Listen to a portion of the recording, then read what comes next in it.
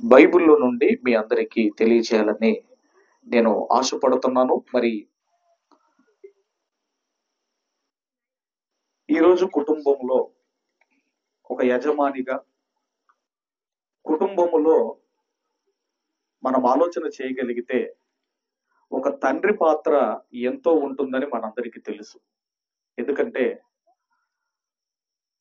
కుటుంబం అనేది ఒక బస్సు లాంటిది అనుకుంటే ఆ కుటుంబానికి డ్రైవర్ ఎవరు అన్నప్పుడు తండ్రి డ్రైవర్ అయితే తల్లే కండక్టర్. ఇక మనం ఆలోచన చేయగలిగితే ఈరోజు ఒక తండ్రిగా ఈరోజు మన పిల్లల కొరకు మనం ఏం ప్రార్థన చేస్తున్నామో, ఏం ప్రార్థన చెయ్యాలో ఈరోజు ఒక విషయాన్ని మీకు తెలియజేయాలని నేను ఆశపడుతున్నాను.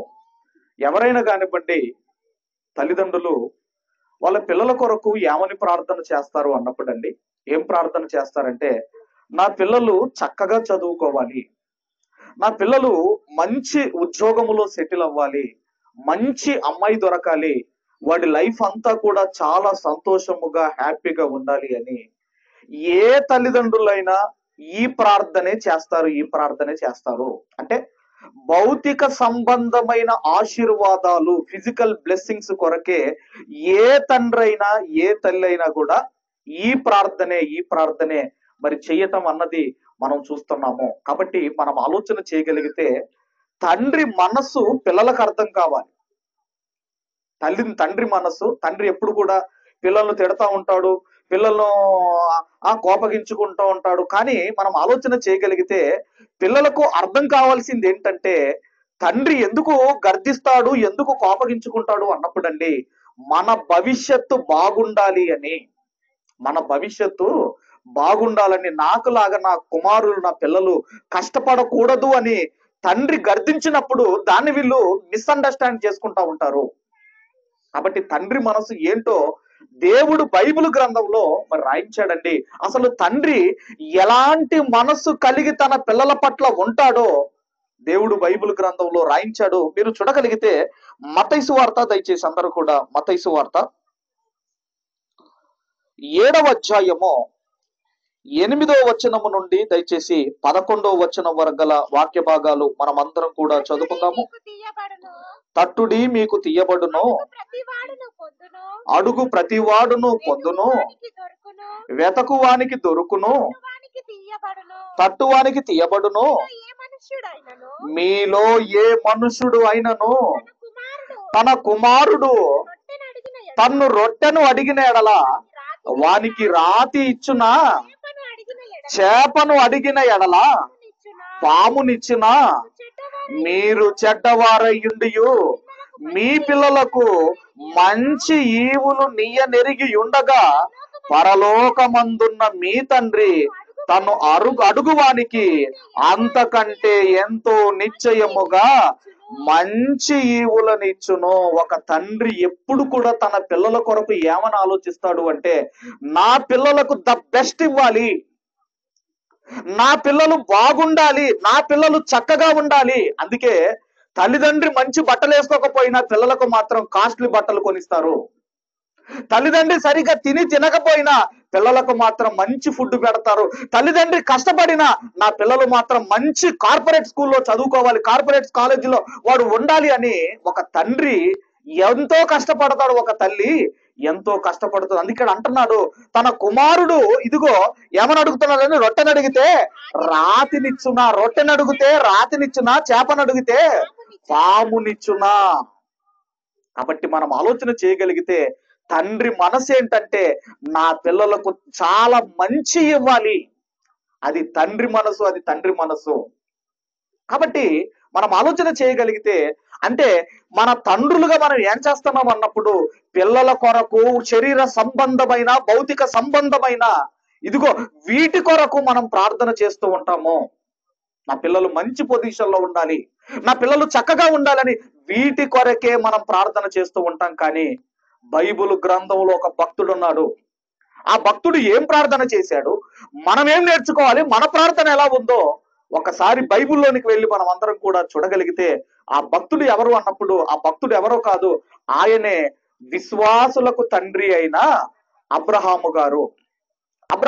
మరి అబ్రహాము గారు అనగానే మనందరికీ తెలుసు, అబ్రహాము గారు అనగానే దేవునికి స్నేహితుడు. దేవుని మనసుతో తన మనసు కలిసిపోయింది అబ్రహాము గారి మనసు.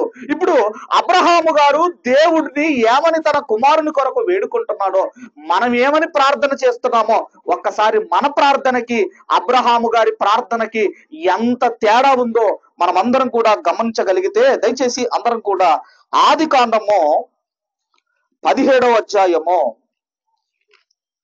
దయచేసి ఆదికాండము 17వ అధ్యాయము 18వ వచనాన్ని మనం అందరము కూడా చదువుకుందాము. 18వ వచనాన్ని మనం అందరం కూడా చదువుకుందాము. అబ్రహాము, ఇష్మాయేలు నీ సన్నిధిని బ్రతుకననుగ్రహించుమని అని దేవునితో చెప్పగా. చాలా జాగ్రత్తగా వినండి. అబ్రహాము గారు ఎవరి కొరకు ప్రార్థన చేస్తున్నాడండి? చెప్పాలమ్మా. ఇస్సాకు కొరక, ఇష్మాయేలు కొరక?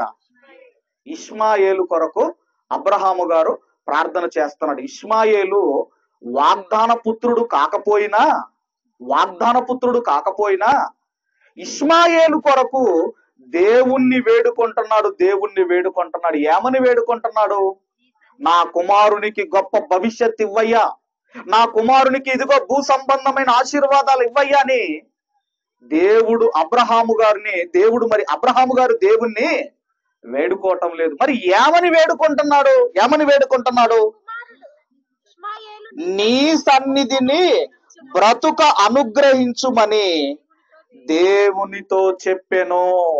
తండ్రులారా మీ పిల్లల కొరకు మీరు చేయవలసిన మొట్టమొదటి ప్రార్థన ఏంటంటే, దేవా నా పిల్లలు నీ సన్నిధిలో ఉండాలి.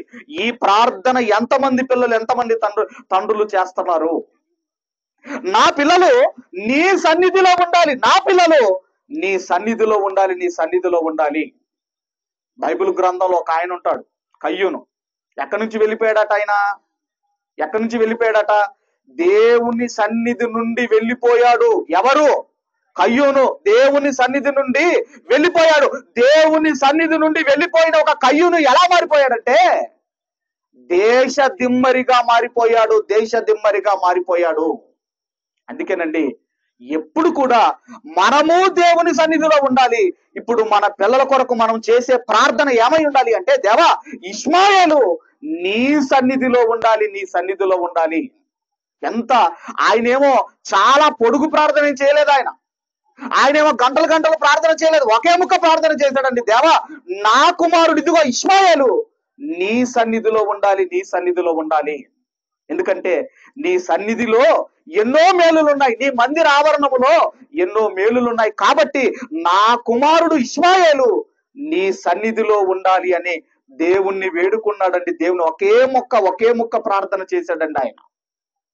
కాబట్టి ఆ ప్రార్థన మరి దేవుడు విని ఎలాంటి బ్లెస్సింగ్స్ ఇస్తానని దేవుడు అబ్రహాము గారితో చెప్పాడో మీరందరూ కూడా చదవగలిగితే దయచేసి అందరం కూడా 20వ వచనం నుండి మనం చదువుకుందాం. 20వ వచనం నుండి, ఇష్మాయేలును గూర్చి నీవు చేసిన మనవి నేను వింటిని. అబ్రహాము, నువ్వు ఇంత పొడుగు ప్రార్థన చేయలేదయ్యా.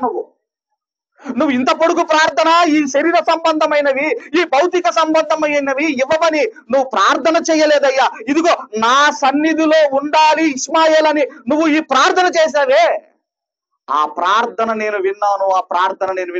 ఆయన కొరకు చేసిన మనవి నేను వింటిని. ఈ రోజు దేవుడు అడుగుతున్నాడు, ఎంతమంది తమ పిల్లలు నాయన నీ సన్నిధిలో ఉంటే నా పిల్లలు ఉంటే చాలయ్యా అని ఎంతమంది దేవుణ్ణి తండ్రులుగా మీరు వేడుకుంటున్నారు? ఎందుకంటేనండి మొట్టమొదటిగా మన పిల్లల కొరకు చేసే ప్రార్థన అదే, దేవా నీ సన్నిధిలో వాడు ఉంటే చాలయ్యా, వాడు ఎలాగైనా వాడు బాగుపడతాడు, వాడి ఫ్యూచర్ బాగుంటుంది. అందుకే అబ్రహాము గారికి తెలుసు గనక నీ సన్నిధిలో ఉంటే చాలని ప్రార్థన చేస్తున్నాడు. అప్పుడు ఆ మనవి దేవుడు విని ఎలా బ్లెస్ చేస్తున్నాడో మీరు చూడగలిగితే కంటిన్యూ చేయడం. ఇదిగో నేను అతనిని ఆశీర్వదించి అతనికి సంతానాభివృద్ధి కలగజేసి అత్యధికముగా అతన్ని విస్తరింపజేసేదను, అతడు 12 మంది రాజులను కనును, అతనిని గొప్ప జనముగా చేసేదను. ఎన్ని బ్లెస్సింగ్స్ ఇస్తున్నాడో చూడండి, ఎన్ని బ్లెస్సింగ్స్ ఇస్తున్నాడో చూడండి. కేవలము నీ సన్నిధిలో ఉంటే చాలయ్యా అని ప్రార్థన చేసినందుకు ఎన్ని బ్లెస్సింగ్స్ అండి. ఒక్కొక్కటి మీరు చూడగలిగితే ఏమంటున్నాడండి? మొట్టమొదటిగా ఏమంటున్నాడండి? నేను అతన్ని ఫస్ట్ ఆఫ్ ఆల్ ఆశీర్వదిస్తాను, నేను బ్లెస్ చేస్తాను అంటున్నాడు. రెండవది, అతని సంతానాభివృద్ధి కలగజేస్తాను, అతనికి సంతానాభివృద్ధి కలగజేస్తాను. రెండవది. మూడవది, అత్యధికముగా అతన్ని విస్తరింపచేస్తాను. మూడవది. ఇక నాలుగవది, 12 మంది రాజులను అతను కనును.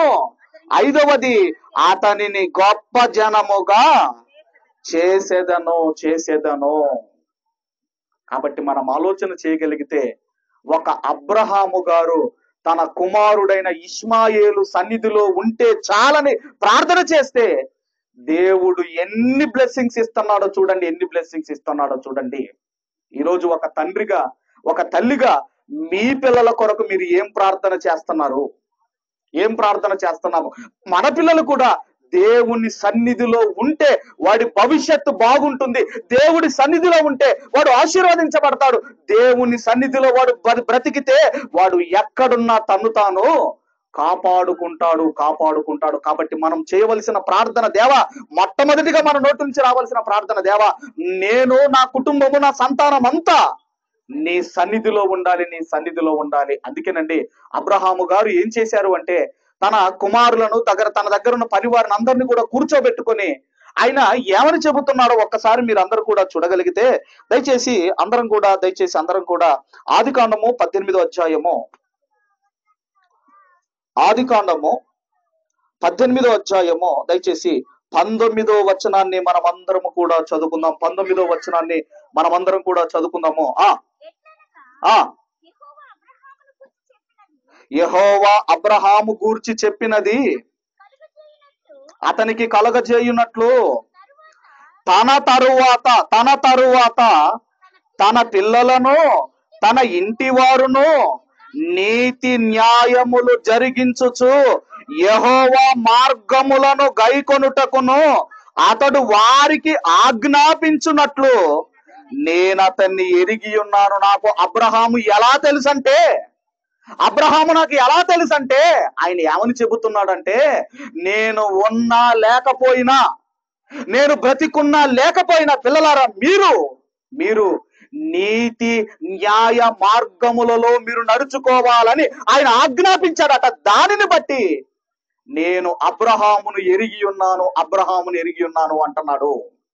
నేను ఉన్నా లేకపోయినా నీతి మార్గములలో మీరు బ్రతకాలి. ఒక తండ్రి చూడండి, తన పిల్లల కొరకు ఎలాంటివి తన తండ్రి బోధిస్తున్నాడో, ఎలాంటి ప్రార్థన చేస్తున్నాడో ఒక్కసారి జ్ఞాపకం చేసుకోండి. అందుకేనండి అబ్రహాము గారు భక్తుడు, అబ్రహాము గారి కుమారుడైన ఇస్సాకు గారు కూడా ఆయన కూడా భక్తుడే. నీతి న్యాయ మార్గముల్లో నేను ఉన్నా లేకపోయినా మీరు నడుచుకోవాలి అని ఆజ్ఞాపించాడటండి. నార్మల్ గా చెప్పలేదటండి, ఆజ్ఞాపించాడట. ఒక తండ్రి ఎలా ఉండాలి అంటే, కుటుంబానికి, పిల్లలకు మాదిరిగా ఉండాలి. ఒక తండ్రి మాదిరిగా. మనలోనే లోపాలు ఉన్నాయి అనుకోండి, మన పిల్లలకి ఏమి చెప్పలేం. మనలోనే లోపాలు ఉన్నాయి అనుకోండి, రేపు నిన్ను అంటాడు వాడు, డాడీ నువ్వే అందులో సరిగ్గా లేవు కదా, నాకెందుకు చెబుతున్నావు అని రేపు వాడు అంటాడు వాడు మనల్ని. కాబట్టి ఒక తండ్రి ఎలా ఉండాలి అంటే, కుటుంబానికి మాదిరిగా ఉంటే రేపు మన పిల్లలు కానివ్వండి, ఎవరు కానివ్వండి, మనలో లోపాలు చూపించలేరు. అందుకే ఒక అబ్రహాము గారు నీతిగా న్యాయముగా నడుచుకోవాలి అని ఆజ్ఞాపిస్తున్నాడు కనుకనే ఇస్సాకు గారు కూడా ఆయన కూడా అలాగే బ్రతికాడు.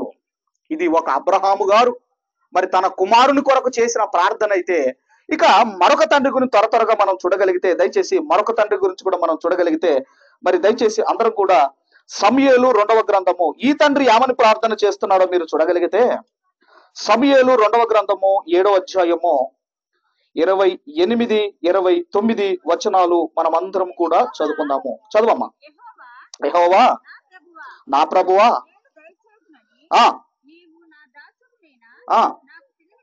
నాకు సెలవిచ్చుచున్నావే, నీవు దేవుడవు కనుక నీ మాట సత్యము. దయచేసి దయచేసి ప్లీజ్ నీ దాసుడైన నా కుటుంబము నిత్యము నీ సన్నిధి ఉండునట్లు దాన్ని ఆశీర్వదించుము. యెహోవా నా ప్రభువా, నీవు సెలవిచ్చి ఉన్నావు, నీ ఆశీర్వాదము నొంది నా కుటుంబము నిత్యము ఆశీర్వదించబడును గాక. మరొక తండ్రి, మరొక కుటుంబ యజమానుడు, మరొక బాస్ ఏమని ప్రార్థన చేస్తున్నాడంటే, నా కుటుంబము నీ సన్నిధిలో ఉండాలి, నా కుటుంబము నీ సన్నిధిలో ఉండాలి, నీ సన్నిధిలో ఉండాలి. నీ సన్నిధిలో ఉంటే మేము ఆశీర్వదించబడతాం. నీ ఆశీర్వాదము నుండి నా కుటుంబము ఆశీర్వదించబడును గాక అని ప్రార్థన చేస్తున్నాడు ఒక తండ్రి. ఒక తండ్రి ప్రార్థన చేస్తున్నాడు. ఈయన కూడా కుటుంబమే దేవుని సన్నిధిలో ఉండాలని ప్రార్థన చేస్తున్నాడు. తర్వాత అండి దావీదు గారు కూడా తన పిల్లలందరినీ దగ్గర కూర్చోబెట్టుకుని తన పిల్లలకి ఏం చెబుతున్నాడో ఒక మాట మీరు చూడగలిగితే, కీర్తన గ్రంథము 34వ అధ్యాయము, కీర్తన గ్రంథం 34వ అధ్యాయము దయచేసి 10వ వచనం నుండి మనం అందరం కూడా చదువుకుందాం.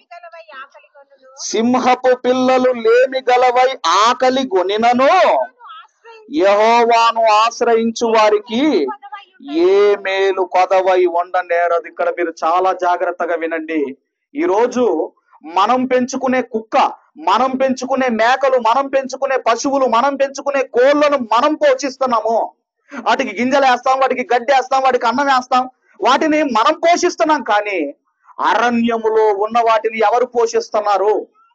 అరణ్యములో ఉన్న వాటిని ఎవరు వాటికి ఆహారం పెడుతున్నారు? మన ఇంట్లో ఉన్న మొక్కలకు మీరు నీళ్లు పోస్తున్నారు, అడవిలో ఉన్న వాటికి ఎవరు నీళ్లు పోస్తున్నారు?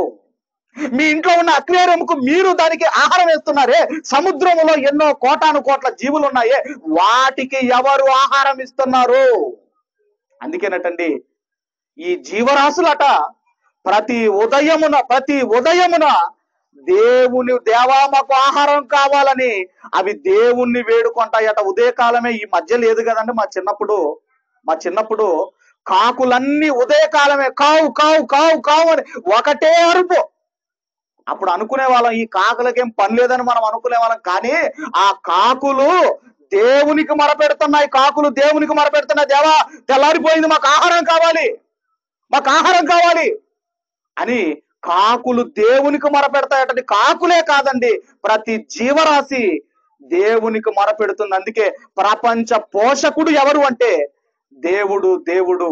ఒకవేళ సింహపు పిల్లలకైనా లేమి ఉంటుందేమో గాని యెహోవాను ఆశ్రయించు వారికి ఏ మేలు కొదవై ఉండనేరదు. దేవుణ్ణి నిజముగా మీరు ఆశ్రయించిన వారైతే మీకు ఏమి కొదవ ఉండదటండి. తర్వాత చెబుతూ ఆయన ఏమంటున్నాడు అంటే,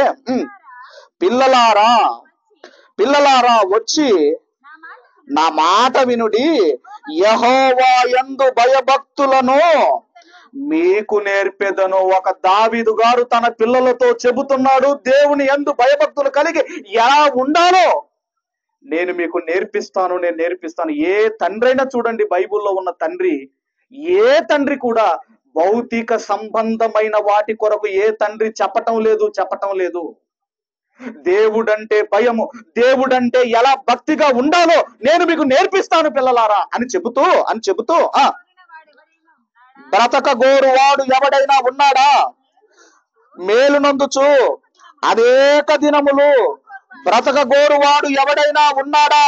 ఎవరైనా ఇదే కదండి అనుకునేది, నేను దీర్ఘాయుష్మంతుడుగా బ్రతకాలి, నేను నిండు 100 ఏళ్ళు బ్రతకాలి, నేను నా జీవిత కాలం అంతా బ్రతకాలని ఇదే కదండి కోరుకుంటాం. ఇలా బ్రతకాలి అని ఒకవేళ అనుకుంటే ఆయన చెబుతున్నాడు, చెడ్డ మాటలు పలకకుండా నీ నాలుకను, కపటమైన మాటలు పలకకుండా నీ పెదవులను కాచుకొనుము, కీడు చేయటం మాని మేలు చేయుము, సమాధానమును వెతికి దాన్ని వెంటాడుము. యెహోవా దృష్టి నీతిమంతుల మీద ఉన్నది, ఆయన చెవులు వారి మొరలకు యొగ్గి ఉన్నవి. అనేక దినములు బ్రతకాలి అంటే ఒక దావీదు గారు ఫార్ములా చెబుతున్నాడు. ఇలా బతకండి నా పిల్లలారా అని ఒక తండ్రి, ఒక మంచి తండ్రి, ఒక ఆత్మ సంబంధమైన విషయాలు ఇదిగోనండి తన పిల్లలకు నేర్పిస్తున్నాడు. కాబట్టి ఒక తండ్రిగా నీ కుటుంబానికి ఒక మాదిరిగా ఉండాలి, ఒక మాదిరిగా ఉండాలి. ఈ దావీదు గారు ఏం చేశారో మీకు తెలియాలండి. దావీదు గారు ఏం చేశారు అంటే దావీదు గారు ఒక పని చేశాడు. ఏం చేశాడు అది కూడా మీకు తెలియాలి ఈ సందర్భంలో. ఎందుకంటే తండ్రి ఎందుకు మాదిరిగా ఉండాలో మీకు చెబుతున్నాను. దయచేసి సమూయేలు 2వ గ్రంథంలో ఒక సందర్భం ఉందండి. త్వరగా మనం చూసుకొని ముందుకు వెళ్దాము. దయచేసి సమూయేలు 2వ గ్రంథము, సమూయేలు 2వ గ్రంథము, రాజుల మొదటి గ్రంథం. అందరు కూడా రాజుల మొదటి గ్రంథము, రాజుల మొదటి గ్రంథము దయచేసి 5వ వచనము నుండి త్వరగా మనం చదువుకుంటూ వద్దాము. మొదటి అధ్యాయము 5వ వచనము నుండి. రాజుల మొదటి గ్రంథము మొదటి అధ్యాయము 5వ వచనము. రాజైన దావీదు, అమ్మ ఎక్కడి నుంచి చదువుతానమ్మా? 5వ వచనం. హగ్గీతు కుమారుడైన ఆదోనియా గర్వించిన వాడే. హగ్గీతు ఎవరండి? ఇప్పుడు ఇదంతా కూడా మరి మరలా మనం చూసుకోవాలంటే ఈ అంత మళ్ళీ చరిత్ర. హగ్గీతు ఎవరో, ఆ హగ్గీతు కుమారుడైన ఆదోనియా ఎవరో చదవమ్మా. గర్వించిన వాడై గుర్రపు రౌతులను తనకు ముందుగా పరిగెత్తుటకు 70 మంది మనుషులను ఏర్పరచుకొనెను. అతని తండ్రి, నీవు ఇలాగున ఎలా చేయుచున్నావని అతనికి నొప్పి కలగజేయలేదు. ఈ మాట చాలా గుర్తుంచుకోండి. ఏంటంటే తన కుమారుడు తప్పు చేస్తున్నా దావీదు గారు గర్దించలేకపోయాడు. ఇంతకీ హగ్గీతు ఎవరో ఇది కూడా మీరు త్వరగా చూడగలిగితే 2వ సమూయేలు గ్రంథం 3వ అధ్యాయంలో త్వరగానండి 3వ అధ్యాయం 2వ వచనం నుండి. హెబ్రోనులో దావీదునకు పుట్టిన కుమారులు ఎవరనగా అమ్నోను అతని జ్యేష్ఠ పుత్రుడు, అహీనోయాము వలన పుట్టెను. కిల్యాబు అను 2వ వాడు కర్మేలీయుడగు నాబాలు భార్య అయిన అబిగయలు వలన పుట్టెను. 3వ వాడైన అబ్షాలోము పుట్టెను. 4వ వాడగు ఆదోనియా హగ్గీతు వలన పుట్టెను. 4వ వాడైన ఆదోనియా హగ్గీతు వలన పుట్టెను. ఇప్పుడు ఈయన తప్పు చేస్తున్నప్పుడు దావీదు గారు ఎందుకు గర్దించలేదు? అతనికి ఎందుకు నొప్పైనను కలగజేయలేదు? ఎందుకంటే ఒక తండ్రిగా నీలో లోపాలుంటే నీ పిల్లలకు నువ్వేమి చెప్పలేవు. నువ్వు అందుకే ఒక తండ్రి కుటుంబానికి మాదిరిగా ఉండాలి. ఎందుకు చెప్పలేకపోయాడు చెప్పండి? ఆగండి. ఎందుకు చెప్పలేకపోయాడు దావీదు గారు? తన కుమారునికి నొప్పించలేదట, బాధ పెట్టలేదట. నాయన ఎందుకు అలా చేస్తున్నావు అని అనలేకపోయాడట. ఎందుకు చెప్పండి? ఎందుకంటే అప్పటికే దావీదు గారు పాపం చేశారు. ఇప్పుడు ఒకవేళ చెబితే ఆదోని ఏమంటాడండి? ముందు నువ్వు సెటరైట్ కా డాడీ అంటాడు. అవునా కాదా? అంటాడా అనడమ్మా? ముందు ఏమంటాడు? ముందు నువ్వు సరి చేసుకో డాడీ, నాకు తర్వాత చెబుతూ డాడీ అంటాడు. అందుకేనండి ఒక తండ్రిగా తల్లిగా నీలో లోపాలు ఉంటే మన పిల్లలకు మనం ఏమి చెప్పలేము. అందుకే ఒక దావీదు గారు ప్రార్థన చేస్తున్నాడు. ఏమనంటే, దేవా నా కుటుంబము నీ సన్నిధిలో ఉండాలి. ఈయన కూడా తన ఇక మరణ దశలోనండి సొలొమోను గారిని పిలిచి ఏమని చెబుతున్నాడు? చివరిగా రాజుల 2వ గ్రంథము 2వ అధ్యాయము త్వరగా అండి. రాజుల 2వ గ్రంథము 2వ అధ్యాయము దయచేసి మొదటి 4 వచనాలు మనం అందరం కూడా చదువుకుందాము. రాజుల 2వ గ్రంథము 2వ అధ్యాయము మొదటి 4 వచనాలు. అదేనమ్మా? అయితే మొదటి రాజుల గ్రంథం చూడండి. మొదటి రాజుల గ్రంథంలో ఉందా? సరిగ్గా నాకు క్లియర్ కనపడటం లేదు. రైట్. మొదటి రాజుల గ్రంథము ఇక్కడ నాకు క్లియర్ కనపడటం లేదమ్మా. 2వ అధ్యాయము ఎన్నో వచనంలో? మొదటి వచనం నుంచి చదవమ్మా. రైట్, చదవమ్మా. దావీదునకు మరణకాలము సమీపింపగా అతడు తన కుమారుడైన సొలొమోనుకు ఇలాగు ఆజ్ఞ ఇచ్చెను. లోకులందరూ పోవలసిన మార్గమున నేను పోవుచున్నాను కాబట్టి నీవు ధైర్యము తెచ్చుకొని నిబ్బరము కలిగి నీ దేవుడైన యెహోవా అప్పగించిన దానిని కాపాడి ఆయన మార్గములను అనుసరించి నడిచిన ఎడల నీవు ఏ పని పూనుకొనినను ఎక్కడ తిరిగినను అన్నింటిలో వివేకముగా నడుచుకొందువు. మోషే ధర్మశాస్త్రములో వ్రాయబడిన దేవుని కట్టడలను ఆయన నియమించిన ధర్మమంతటిని ఆయన న్యాయ విధులను శాసనములను గైకొనుము. అప్పుడు నీ పిల్లలు తమ ప్రవర్తన విషయములో జాగ్రత్తగా నుండి వారి ఎదుట తమ పూర్ణ హృదయముతోనో పూర్ణ మనసుతోనో సత్యమును అనుసరించి నడుచుకొనిన ఎడల ఇశ్రాయేలీల రాజ్య సింహాసనము మీద ఆసీనుడగు ఒకడు నీకు ఉండక మానడని యెహోవా నన్ను గూర్చి ప్రమాణము చేసిన మాట స్థిరపరచును. ఒక తండ్రి తన కుమారుణ్ణి పిలిపించుకొని ఏమని చెబుతున్నాడో చూడండి. అనా దేవుని మార్గంలో నడుచుకోవాలి. నువ్వు దేవుని ధర్మం అంతటి ప్రకారం నువ్వు బ్రతకాలి. ఇదిగో నీవు దేవుడు నీకు అప్పగించిన ఇదిగో ఇశ్రాయేలు జనాంగాన్ని నువ్వు కాపాడాలి. ఒక తండ్రి తన పిల్లలకు చెప్పవలసిన మాటలివి. చివరిగానండి, దావీదు గారు సన్నిధిలో ఉండాలని కోరుకున్నాడు. చివరిగా మరొక తండ్రి గురించి కూడా చూసుకొని మనం ముగించుకోగలిగితే యోబు గ్రంథము 1వ అధ్యాయము మనందరికీ తెలిసిన మొదటి అధ్యాయము డైరెక్ట్ గా 5వ వచనాన్ని మనం అందరం కూడా చదువుకుందాం. యోబు గ్రంథము చదవమ్మా. వారి విందు దినములు పూర్తి కాగా యోబు తన కుమారులు పాపము చేసి తమ హృదయములో దేవుణ్ణి దూషించిరేమో అని వారిని పిలవనంపించి వారిని పవిత్రపరిచి అరుణోదయమున లేచి వానిలో ఒక్కొక్కని నిమిత్తమై దహన బలులు అర్పించుచు వచ్చెను. యోబు నిత్యము అలాగున చేయుచుండెను. ఒకసారి రాత్రి ప్రార్థన చేసుకునే వాళ్ళు ఒకసారి చేతులు ఎత్తండమ్మా. అందరు ఎత్తుతారు. Very good. ఎందుకు ఏం ప్రార్థన చేయాలి రాత్రి చెప్పండి అమ్మా. దేవ ఇప్పుడే తిన్నాను, మంచి నిద్ర దయచేయి నాయన. నీ బంగారు దేవదూతలను మాకు చుట్టుగా కాపులుంచు దేవా. మామూలు దేవదూతలు వద్దయ్యా. ఏ దూతలు? బంగారు దేవదూతలు. మామూలు దూతలు పనిచేయవయ్యా అని ప్రార్థన చేస్తాం. కానీ ప్రతిరోజు రాత్రి మీరు చేసుకోవలసిన ప్రార్థన ఏంటంటే, దేవా ఉదయం నుంచి ఇప్పటి వరకు నేనేదైనా మీకు వ్యతిరేకమైన మాట నేను మాట్లాడానా? వ్యతిరేకమైన చూపు నేనేదైనా చూశానా? వ్యతిరేకమైనది నేనేదైనా విన్నానా? నిన్ను బాధ పెట్టే మాట ఏదైనా నా నోటి నుంచి వచ్చిందా? నా ప్రవర్తనలో గాని, నా మాటలో గాని, నా చూపుల్లో గాని ఏదైనా నిన్ను బాధ పెట్టేది ఉంటే నన్ను శుద్ధీకరించు దేవా అని ప్రతి రాత్రి మనల్ని శుద్ధీకరించుకోవాలి.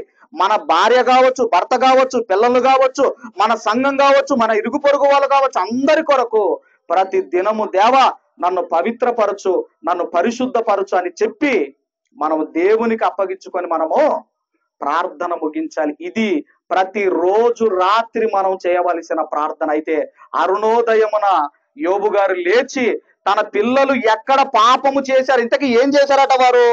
వారి విందు దినములు పూర్తి కాగా.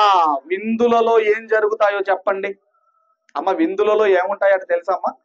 నేను చెప్పింది కాదు, బైబిలే చెప్పింది. విందులలో ఏముంటాయో ఒక్కసారి మీరు చూడగలిగితే ప్రసంగి గ్రంథము 10వ అధ్యాయము 19వ వచనాన్ని చూడండి ఒకసారి. ప్రసంగి గ్రంథము. నవ్వులాటలు పుట్టించుటకై వారు విందు చేయుదురు. విందులలో ఏముంటాయండి? నవ్వులాట. ఎక్కడైనా విందులలోకి వెళ్ళి దేవుని గురించి ఎవరైనా మాట్లాడతారమ్మా? మీరు ఏదైనా ఫంక్షన్కి వెళ్ళండి. ఫంక్షన్కి వెళ్ళగానే ఇప్పుడు ఆడోళ్ళంతా ఒక దిక్కు మాట్లాడుకుంటారు, మగోళ్ళంతా ఒక దిక్కు మాట్లాడుకుంటారు, యవనస్తులంతా ఒక దిక్కు మాట్లాడుకుంటా ఉంటారు. వీళ్ళందరూ కూడా ఒకవేళ ఆడోళ్ళు అనుకోండి, వాళ్ళు చీరలు చూడటం కానీ ఇక పైనుంచి మొత్తం స్కానింగే ఉంటుంది వాళ్ళకి. ఏ కమ్మలు, ఏ చీర, ఆమె ఏం పట్టీలు, తర్వాత చేతులకి ఏమేసింది, మెడలు ఏమేసింది, ఇది వీళ్ళది ఉంటది. ఇక వీళ్ళ దగ్గర మీరు ఆలోచన చేయగలిగితే ఎక్కడ ఉద్యోగం చేస్తున్నావు, పెన్షన్ పెరిగిందట, మీ అబ్బాయి కొవ్వు పెరిగిందట, ఇవన్నీ కూడా వీళ్ళ ముచ్చట్లు వీళ్ళకు ఉంటాయి. అంటే ఒక విందు జరుగుతున్న చోట దేవుని గురించి మాట్లాడరు, దేవుని గురించి అందుకే దేవుడు అన్నాడు, ఏమన్నాడు అంటే, విందు జరుగుతున్న ఇంటికి పోవుట కంటే, విందు జరుగుతున్న ఇంటికి పోవుట కంటే, ఎందుకంటే అక్కడికి వెళితే నవ్వులాట. ఇక అందరు పోయేటప్పుడు ఏమనుకుంటారంటే, ఇంటికి వెళ్ళిపోయిన తర్వాత భోజనాలు బాగలేవు, వాడు ఒకటే గంటేశాడు, వాడిని ఎవడేమన్నాడు గంటే, ఒక స్పెషలిస్ట్ని తీసుకొచ్చారు. ఇక ఇవే మాట్లాడుకుంటారు, ఇవే ఉంటాయి విందు జరుగుతున్న చోట. అందుకే యోబు గారు ప్రార్థన చేస్తున్నాడు, ఇదిగో నా పిల్లలు ఏమైనా పాపం చేశారేమో, అరుణోదయమున లేచి వారిని పవిత్రపరిచి వారి కొరకు ప్రార్థన చేస్తున్నాడు. కాబట్టి ఒక తండ్రిగా ఇప్పటికీ 3 విషయాలు చెప్పాను. కాబట్టి మొట్టమొదటిగా మన పిల్లలు ఎక్కడుండాలండి? అమ్మ ఎక్కడుండాలమ్మా? దేవుని సన్నిధిలో మీ పిల్లలు పెరుగుతున్నారంటే గుండెల మీద చెయ్యేసుకొని పడుకోండి. డోకా లేదు మీ పిల్లలకు డోకా లేదు. ఎందుకంటే వాడు దేవుని సన్నిధిలో పెరుగుతున్నాడు. నా పిల్లలు దేవుని సన్నిధిలో ఉండాలని కోరుకుంటున్నావు గనక ఒక ఇష్మాయేలును దేవుడు ఎలా ఆశీర్వదించాడో చూడండి. ఒక దావీదు గారు తన పిల్లలకు భయభక్తులు నేర్పిస్తున్నాడు. ఒక యోబు గారు తన పిల్లల కొరకు అరుణోదయమున చీకటిగా ఉండగానే లేచి ఆయన ప్రార్థన చేస్తున్నాడు. ఒక మంచి తండ్రిగా ఇదిగో ఇలా మీరు ఉండాలని నేను కోరుకుంటూ, అలా మనం ఉండగలిగితే దేవుడు మన పిల్లలకు మంచి భవిష్యత్ ఇస్తాడండి, మంచి భవిష్యత్ ఇస్తాడు. అలాంటిది మన పిల్లలు మరి కుటుంబాలన్నీ పొందుకోవాలని కోరుకుంటూ ఈ నా మాటలు ముగిస్తున్నాను.